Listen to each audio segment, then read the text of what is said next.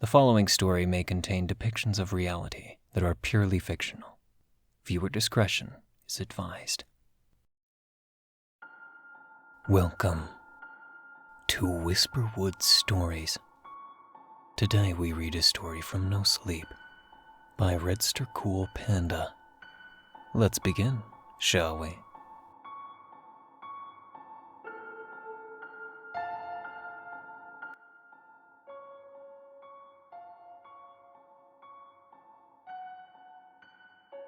Apollo 13 was a cover-up for something far worse. Hello, Reddit. My grandson told me that this would be a good place to anonymously post this story, somewhere where nobody will find it. Many people would not want this story getting out to the public, and for good reason, I believe. However, my days on this earth are numbered. And this is one secret that I refuse to take to the grave. If the men in black come zap me, so be it. My trouble started in 1964 when I was hired at NASA as a Capcom. I would be in contact with the astronauts on all the Apollo missions. At first, I considered myself the luckiest man in the world. I was able to witness the first men walk on the lunar surface, and then watched them visited once again with no problems. However, Apollo 13 would be the mission in which I would quit my job and never look back. During the Apollo 12 mission, they found something very odd in a small crater not far away from the landing site. It was a Russian space helmet. However, the visor was destroyed.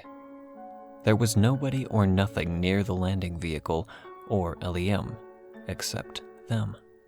The astronauts were extremely confused. As the CSM, Command Service Model, passed over near the landing site of Pete Conrad and Alan Bean, the two men on the lunar surface contacted Richard Gordon, who was the command module pilot. They asked him to look down at the surface near the lander. Gordon saw a small little metallic prick far away from the Intrepid lander. Mission Control was sent into a frenzy after the revelation. There was a Soviet moon lander on the moon, and the worst part was that not one piece of American intelligence had picked up on it. The higher-ups sent off an order 3 days later. Apollo 13 would be taken away from NASA and made a military project. Its mission was to see what the Reds were doing on the moon.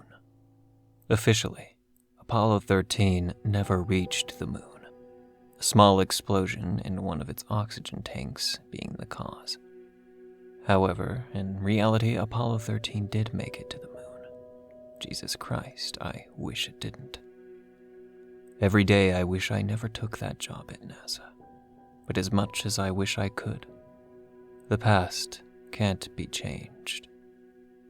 The Apollo 13 splashdown that everyone old enough to have seen it on TV knows was not the original capsule or crew sent in the Saturn V launched from the pad. The splashdown that was witnessed on TV was set up on a Saturn 1B the day before. The real command module and lander were sent hurtling off towards the moon. A top-secret crew of 3 highly trained Air Force men named Sam Coulter, Chuck Burrows, and Jackson Smith were the real crew, and they were going to touch down on the moon. The men had specific military training to find any remains of what the Soviets had done on the lunar surface. The CSM reached a low moon orbit 3 days later. The first problem of the mission came when they undocked the lander from the CSM. One of the LEM landing legs didn't deploy properly. Sam had to EVA and worked for half an hour trying to get it to extend. This wasted up precious oxygen and made their already tight margins tighter. In the end, they had to manually cut loose a malfunctioning bolt. After this, they had to wait another orbit and ended up slightly ahead of their targeted landing site. As they were going for their landing, several people in Mission Control demanded we abort it and should wait and to go up on Apollo 15, where the more advanced rover would be fully ready. However, the DoD wasn't about to waste an entire Saturn V and Saturn 1B rocket for an aborted landing. We weren't given permission to abort, and we sent both of our men into uncertain fate. 300 miles, 200, 100, 50, 10. Watch out, aim the broken leg down. The lunar model touched down softly and safely on the lunar surface. It landed within rover traveling distance to the Russian lander, yet it was still slightly farther than what we wanted. Jackson and Sam walked out of the LEM. We all watched them take their first steps. The radio crackled. We've taken our first steps onto the moon, Houston. We're going to begin rover assembly. We'll get back to you soon. Over. Sam reported back to us. Copy that, Aquarius, I replied. We were all crowded around the main screens, waiting for the first experimental rover to be deployed. Its development had been rushed significantly from its planned first test on Apollo 15. It took significantly longer to assemble than planned. This cut down our astronauts' oxygen margin by half an hour. I leaned over the microphone. You're 30 minutes down on air, and your margins don't exist anymore. You now have half as much EVA time as we originally planned for, I told them. Jackson replied with a simple, Copy that, Houston. Everyone at Mission Control sat on the edge of their seats for the 15-minute rover journey. By the time that Jackson and Sam arrived at the lander, they had an hour of oxygen left. Houston, this is Aquarius. We have visual on the Russian lander. Copy that, Aquarius. You have confirmation to head in for inspection. We all watched from their helmet cameras as they both moved over a small crater hill and arrived next to the lander. Jackson opened the door to the module and looked inside. Jesus, this thing is thrashed, Jackson mumbled through his radio. And it really was. Random personal effects were scattered around the pod. The most disturbing part was no spacesuit lying around in the pod. We had been expecting this, as the entire reason we found it was due to the helmet. But it was still quite upsetting to know that the cosmonaut was still lying around on the lunar surface. We all thought how horrible a fate this would be. Sam had been standing at the base of the ladder for several minutes, watching the gray lunar surface. He suddenly started yelling, Jackson! As his screaming stopped, his camera immediately cut out. His two loud screams instantly triggered Jackson to jump down the ladder and out of the lander. Sam? Sam, where the hell are you? Jackson, stop screaming, you're running through your oxygen. Calm yourself down, soldier. I calmly spoke through the radio, although in the room I was sitting, my hands were trembling for a cigarette. Right. Sorry, Houston. Jackson responded, out of breath. I pressed the mute button on the microphone. Do we still have vitals on Sam? I asked the room. Negative, somebody yelled back at me. What are the oxygen levels on Jackson? The flight director yelled out. He's burning through oxygen 2 times faster than we've planned, yelled back one of the flight control members. All conversation was cut off by Jackson chiming back in. Houston, there's no tracks out here. I can't see anything for miles. Oxygen levels rising, the same man as before yelled out. I unmute the mic. Jesus Christ, Jackson, get your breathing under control. You're going to suffocate up there, I yelled into the microphone. Abort the EVA and get Jackson back to the lunar module. We can't lose 2 men up there, the flight director yelled out to me. I capitulated. Jackson, get back to the Aquarius. You're chewing through oxygen too fast. I'm not leaving Sam to die out here, Houston. Jackson sounded almost insane. His voice was toneless. Jackson, that is a direct order. Get your ass back to Aquarius Base.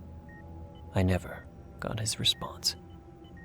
We, at Mission Control, had been looking through Jackson's helmet cam as he slowly walked around the lander. For 15 minutes, it's all he would do. Now everyone was extremely disturbed.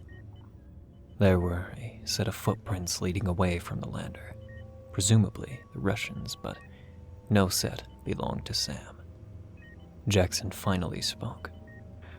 Houston, I see a cave due east following the Russian footsteps. I'm going to investigate. Jackson's voice was still emotionless. Jackson, please, you're going to suffocate if you keep going like this, I yelled out into my microphone. He hadn't responded to any of my attempts to reason with him. A voice yelled out from behind me. Flight, he's got 20 minutes of oxygen left. He's going to die if he goes spelunking. He's not listening to us. There's no point trying to convince him, I responded sadly back to the man. With nothing left to do, the entire mission control room stared up at the large screen with Jackson's helmet camera plastered across them. This was giving us our views of Jackson entering the cave. He had been heading down a shallow slope, following the Russian's footsteps down a pit. Suddenly, Jackson's radio started to lightly crackle. Any reason for the interference, Houston? Jackson asked me, a small bit of concern in his voice. I hit the unmute button on the radio and replied, No idea. Unsure why there would be any interference. Copy. He replied back to me, any emotion once again gone from his voice. Finally, he reached the bottom of the cave and, Jesus Christ, it was so wrong. All of the people in mission control gasped and yelled. Some started crying and some started yelling in fear. There were so many of them, corpses, thousands of them lined the walls. Most were naked, but some had clothes on that had not been worn in centuries. I don't know where they came from, but Jesus, none of them were in one piece. They all had these odd points on whatever was left of them, all with strings leading towards the abomination sitting at the far side of the room.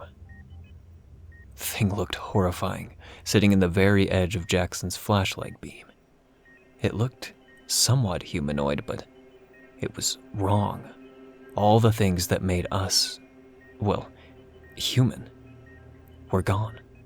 There were no joints at the legs or arms, and it looked like some abominable doll from hell. It had Sam, what was left of him at least, in its long arms. His torso was ripped apart on the back, and his limbs were missing. He was only a torso and a head. His shattered visor revealed eyes bulging with fear no other human had ever felt before. Jackson didn't speak, and neither did anyone else. Everyone was frozen, staring at whatever that freakish horror that defied everything humanity knew was. It was several seconds before the thing looked up. Its hollow eyes looked glazed over and blind, but I knew from the smile that crossed its face after seeing Jackson that it could see perfectly fine. Then it spoke, but not from its own mouth. It was using Sam's mouth and voice somehow, but it just wasn't right. It was staticky and deeper than what Sam sounded like. Sam was a softer-spoken man. He still sounded similar, but the main difference being that he sounded as if he had chain-smoked a pack every day since God created the earth. Jackson. I found out where we all go when we die. We go here with him. He takes us. The thing spoke through Sam. The calm disposition of the voice dropped from his tone. Time is now. It screamed. None of us knew how the sound was traveling in space, but that was the last of our worries. The creature stood up at its full height, its head brushing the roof of the tall cave. It was using what was left of Sam as its sock puppet. Everybody was above questioning any of the details at this point. I yelled at Jackson, through my microphone to run. However, the line was just static. It seemed that the creature was using the microphone in Jackson's helmet to block all radio connections. Jackson had stood there, frozen for several seconds as that thing approached him. He started to run, or as best as one can in 0G, but his arrogance in terms of his oxygen was starting to show. I could hear his breaths getting shallower as he slowly collapsed in a small side tunnel of the cave. It was only a matter of time until that abomination found him, and a shorter amount of time before his small amount of oxygen expired. Mission Control hadn't spoken a word since he began running. We were all as scared as our man on the moon. We confirmed the death of Jackson 10 minutes later. Even after his dramatic visit to the moon, his death came due to his own foolishness. His trip down to the cave ended in a slow death sitting down. "Get Chuck back to Earth" were his last few words. After that, the flight director started yelling out orders. I felt numb as I leaned back in my chair. I could feel the tears spilling down my face. I hadn't overseen communications with Chuck. The higher-ups thought best to compartmentalize most things, but even still, I couldn't help but feel for him. Listening to his two friends dying horribly on the surface of the moon while helplessly floating above them must have been awful. The whole room began working silently with the calculations and presented them to the flight director, who gave them to my coworker who was speaking to Chuck until he was on his way back to Earth.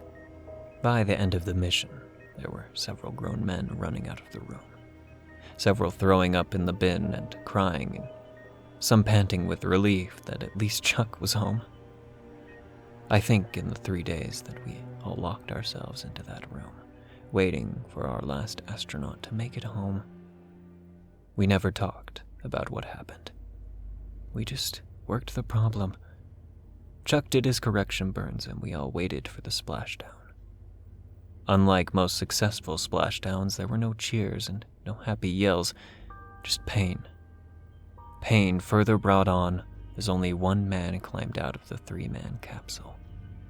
After the incident, we investigated the caves. There were 20 confirmed entrances to their own human pits. There were millions of dead bodies inside the moon, and we never found out why. Back on Earth, after we saw what we saw, odd things began to happen. At first, it started with the one man from our team going missing. Alex, I think was his name. He was the flight leader. He reported to his post at NASA and never came home. I think most of us got the message after that. Another man present also went missing.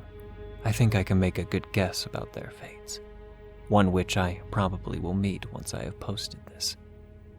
To get to the point, this is a warning for anyone who returns to the moon on the Artemis missions. Don't go into the caves. We kept the rest of the Apollo missions away from them. However, this new NASA leadership, I cannot guarantee the same for you. Be safe.